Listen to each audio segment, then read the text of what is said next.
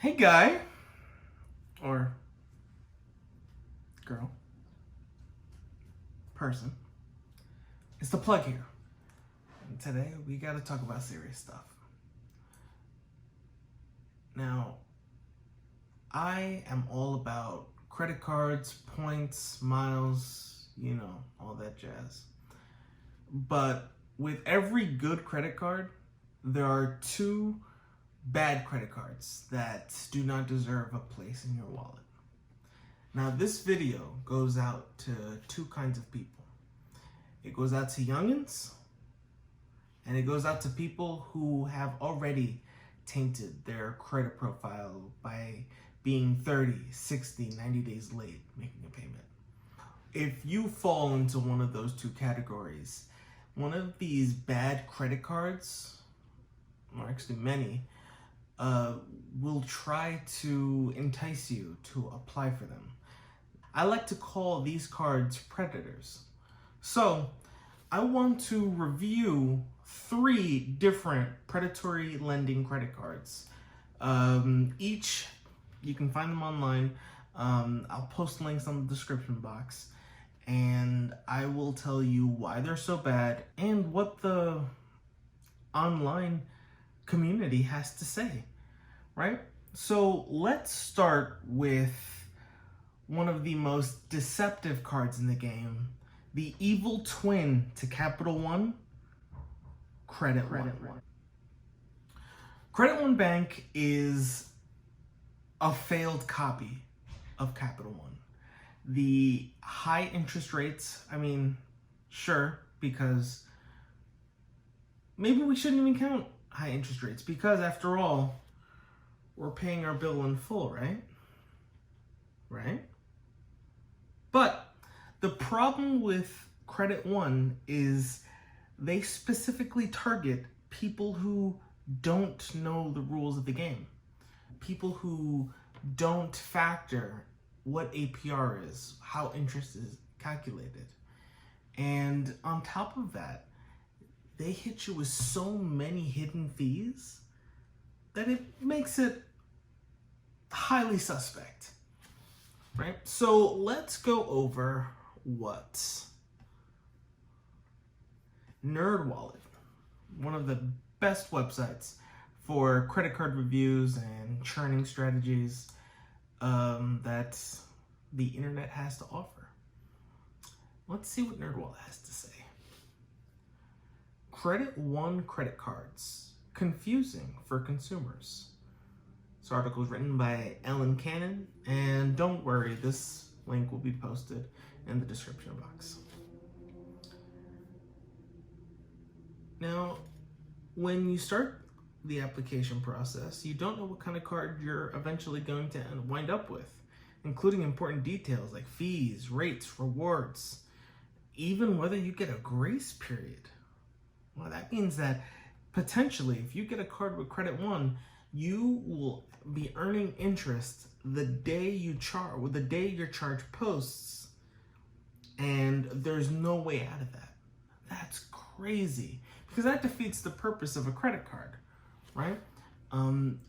No credit card, and this is important that you know this, no credit card that is taking money away from you should be in your wallet. All credit cards, even if they pay annual fees, should be netting you some kind of return, right? Now, let's continue with the online assessment of what Credit One's downfall is. One of these subtexts for annual fees is take a guess, right? And as with other key features of Credit One cards, the annual fee you'll pay is a mystery until the issuer qualifies you for a card. Your annual fee the first year will be between $0 and $75. And for the second year and beyond, that range expands from $0 and $99. And then after the first year, your annual fee might be billed in monthly installments. Or it might not. Now, that's a big red flag, and I'll tell you why. You should know every detail about a credit card even before you get it in the mail. Because at the end of the day, credit cards are just a tool used to best utilize your money.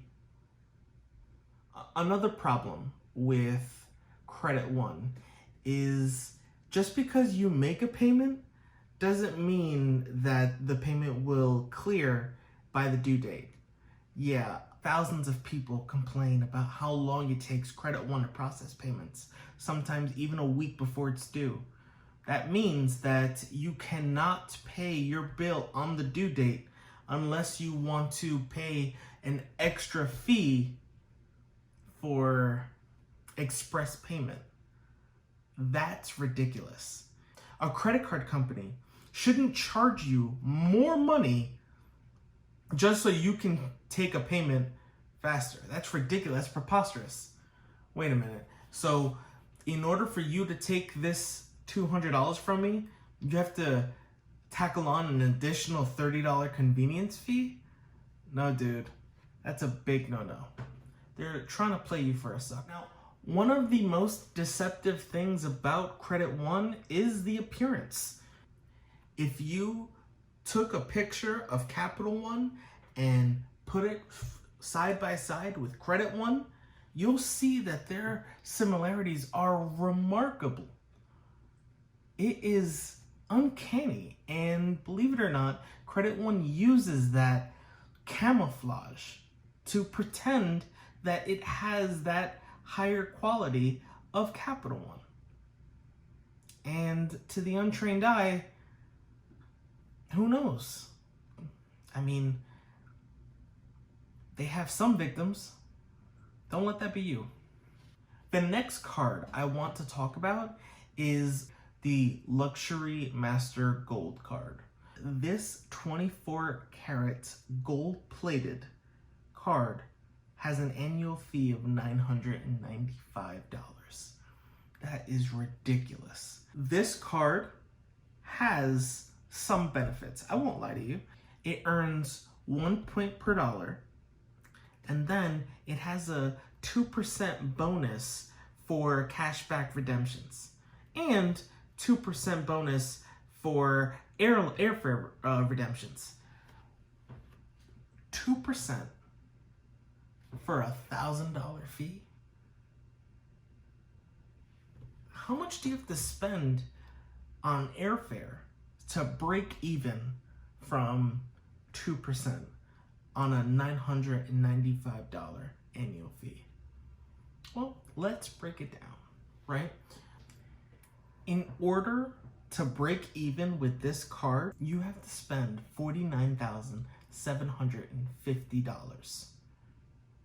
Now, of course, there are some other perks to the card that I didn't take into consideration. The TSA pre-check,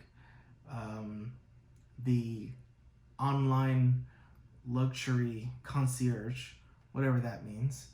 And I haven't tried out those services, but you can get TSA pre-check with dozens of other cards that don't charge nearly as much as $1,000. I don't think it's worth it. According to creditcards.com, the MasterCard Gold card also doesn't have any travel partners for their points. So you have to use it on their website.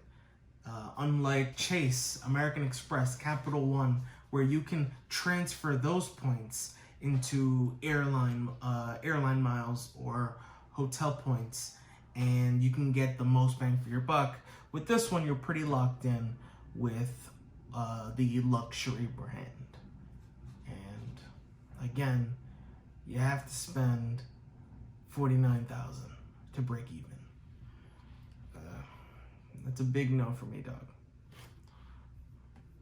What would entice people to go for this card? Okay, so with the Credit One, it's going on camouflage, right? Trying to blend in with another card and hopefully confuse someone. But with luxury, they're targeting something else. They're targeting your greed, right? The part of you that wants to flex, the part of you that wants to be a baller, and they'll give you a 24 karat gold plated card, and they'll charge you $1,000 a year to use this card, this gold plated card. Now, creditcard.com shows a little bit of finesse, and they show the good side, if you can call it that, to this gold card. A lot more than I am. It says that the Gold MasterCard also offers a number of travel benefits that make it somewhat less expensive, especially if you were already planning to purchase the benefits it offers on your own. For example, cardholders get up to $200 annual airline credit and application credit for global entry and TSA PreCheck, airport lounge access with Priority Pass Select, and upgraded travel insurance, including lost baggage protection and trip delay or cancellation insurance. The problem here is that most of the luxury, high-end annual fee credit cards that are out there, I'm talking about the American Express Platinum Card, the Chase Sapphire Reserve, and the Citi Prestige, they all have this service. So my thing is that all of these cards that I mentioned, they charge half of the annual fee that the MasterCard Gold Card is charging. And they offer a lot more benefits. I'm talking about more points that can be transferred to airline partners, to hotels, like I said earlier. You don't have to lock in with the website or with the credit card company. For the gold card, it's a big no for me, dog. Unless it's American Express, because I love me the American Express Gold Card. The last predatory card that I want to talk about is the First Premier Bank MasterCard. One of the big reasons why this card just gets me itchy is because it charges 36% APR interest. That's insane. 36%? It's cruel. Let me just repeat myself for emphasis. I know that you are trying your best to pay your bill in full. But First Premier Bank isn't targeting people like you and me. They're targeting people who are going to get a credit line, are going to max it out, and are going to pay interest for the rest of their lives. That's who First Premier Bank wants. They want you to struggle swimming in debt and have you give you just enough space to breathe up for air, but then by the time the next statement comes, collapse you with more interest and more debt. So let's play with the numbers for a second, okay? I'm using creditkarma.com's debt repayment calculator. And let's say that First Premier Bank gave you a credit line of $1,000, right? And they're charging you 37% APR. Now, because of this person that we're using in this example's inexperience and exuberance of youth, as my therapist likes to call it, let's say this person maxed it out, right? So you type in $1,000, 36%, expected monthly payment, I'm gonna put $37. It's usually what the minimum payment is, something like that. Maybe it's in the 20s, maybe it's not. $37. Let's see what that gives me. Expected payoff time is 57 months. 57 months. Oh my God, what is 57 months? 57 months is 3 months shy of 5 years. And in that time, you would have paid $1,084 in interest, and $1,025 in principal. That is cruel.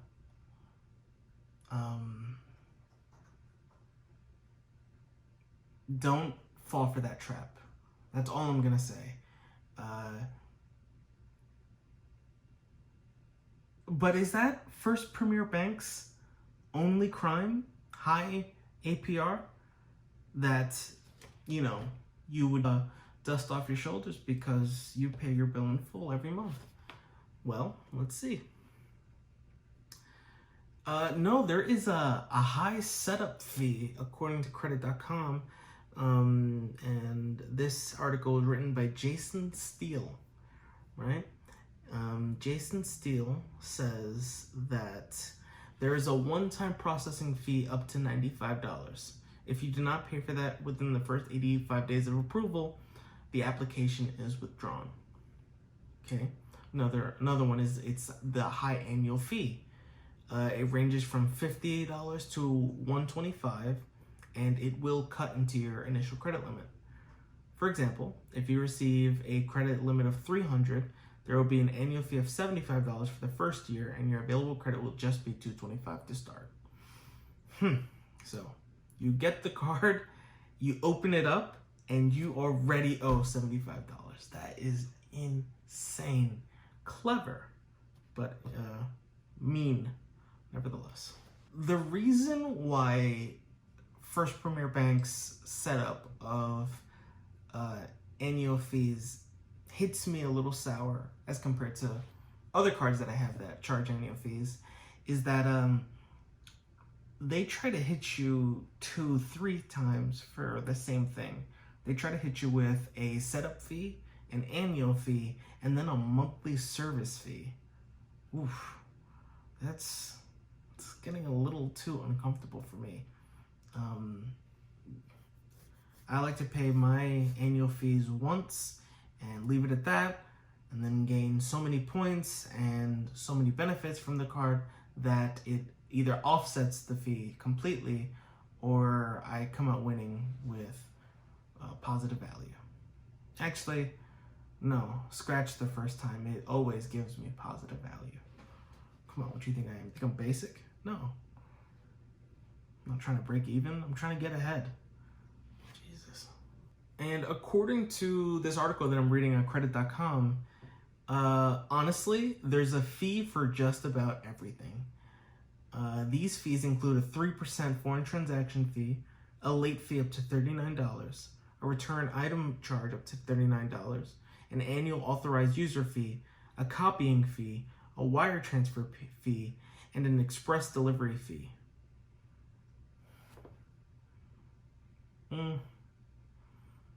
Alright, so most of those you're gonna get with a lot of your credit cards. Foreign transaction fees are easy to avoid though. Late term fees you're gonna get hit with, or return item fees you're gonna get hit with if you fall for that. But if you balance your budget, you'll be fine. You won't get any of those. But a copying fee and an express delivery fee, those sound sketch. Hella sketch, actually. Like, just like Credit One and their payment woes, you think, wait, I gotta pay more so you can take this payment on time and not just today? The hell? This is ridiculous.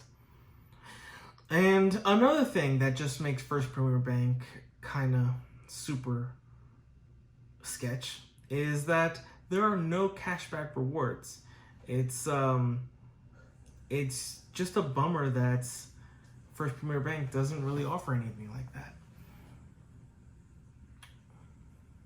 So there you have it, you guys. 3 separate cards that try to appeal to youngins and people who fell off, but don't fall for that trap. This isn't just a negative video. I want to hit you with some solutions on what we can do to get you some cards that are great, that will be good for your wallet. First, I want to address the youngins watching this. There are so many cards that will give you a chance because of your young age and try to give you the BOTD to make a great impression. Credit card companies like Discover, Capital One, and even that new, is it really new? No, not really. Apple Card, right? Uh, these cards target specifically youngins, people who don't really have established credit history, and they're willing to give you a chance. Will the credit limit be high? Probably not. Probably $300, $500 range. But Discover and Capital One are known for giving credit line increases as you make your payments, just building that history with the bank. When it comes to people who fell off of the credit game, that's a little bit harder to deal with because you have a history of slacking, and banks could see that as high risk. It's like, oh, well, I see that Chase gave him $700 and he didn't pay that back. So why am I going to give him $300?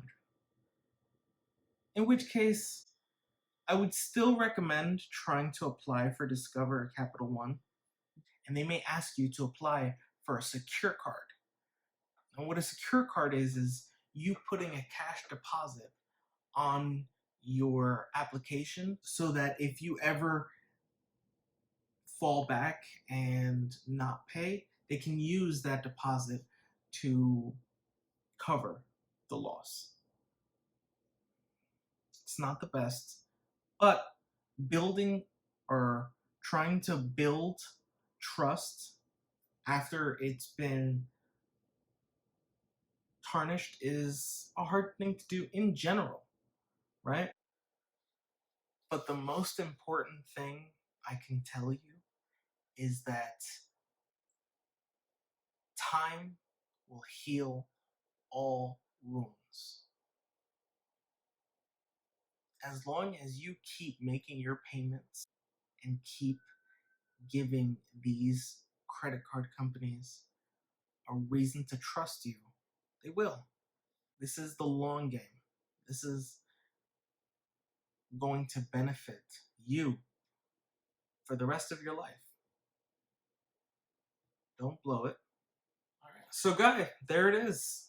This is the juicy information that I'm given. If you liked it, show me, give it a like. And if you didn't like it, if I said something that confused you or upset you, please give me a thumbs down and tell me what I could do to get better. Appreciate you. Have a good one.